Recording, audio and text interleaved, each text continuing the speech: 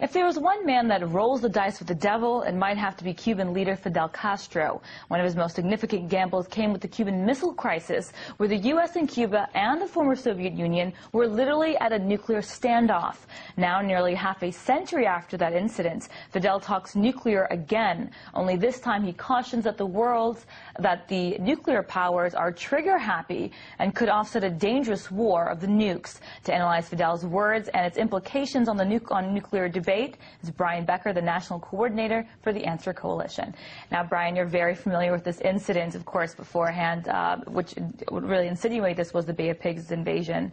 And I'm just wondering what you make of Fidel's words and his warning to the rest of the world, given his experience with what happened back in the 1960s. Well, not only Fidel Castro's experience with the Cuban Missile Crisis in October 1962, but the fact that he's been a paramount leader on the world stage, involved in world politics, commenting on world politics for 5 decades, probably the longest political leader alive today who still has this kind of authority. And he has been taking to the airwaves recently. He's been writing over and over again, warning that an imminent attack is possible, he even believes likely or inevitable, between the U.S. and Israel on one side and the government of Iran on the other. And so he's using all of his considerable prestige and weight in the world politics to sound the alarm and say, unless the world acts quickly, there will be a confrontation between the U.S. and Israel and Iran. And he believes that it's very likely that this will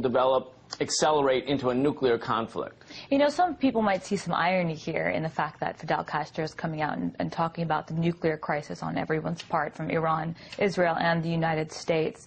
Can we just look a bit at Fidel Castro's experience during the Cuban Missile Crisis and how, of course, his coordination with the former USSR and the United States in a campaign to quash any kind of revolution in Latin America contribute to all of this? So does it seem as though what happened then is sort of playing out now in the world theater with Iran, and that's sort of something he's trying to get to in his latest comments? Well, there are differences, but there are very similar parallels, too. The United States government targeted the Cuban government for overthrow. They planned and carried out an invasion. They, at the same time, were encircling the Soviet Union with missiles in Turkey and elsewhere. The Soviets, trying to create some equilibrium, asked the Cubans to place strategic or mid-level nuclear weapons in Cuba. Cuba went along with that as an attempt to create an equilibrium so that the U.S. could not carry out military aggression, nuclear aggression against the Soviet Union and against Cuba. The final way that standoff resolved is that the Soviets took the missiles out and the United States pledged not to invade Cuba. Today, the United States is targeting another government for overthrow, the Iranian government. Not because it's a socialist government the way Fidel's government was, but because it wants to be independent, as Cuba did, and it wants to control its own resources, its own land, its own airspace. And right now, the United States is using Israel, and Israel is using its relationship with the United States to undoubtedly plan for, in an advanced stage of contingency planning at least, some sort of major confrontation with Iran. Israel took out Iraq's nuclear weapons, peaceful nuclear program in 1981, a preemptive attack, a war of aggression. They did the same to Syria in 2007. It's very possible right now that this could happen again.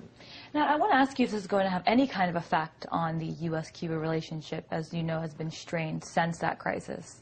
Well, I think the Obama administration, sadly for many of the people who expected change from Bush, has actually put more pressure on the Cuban government, has accelerated its subversion of Cuba.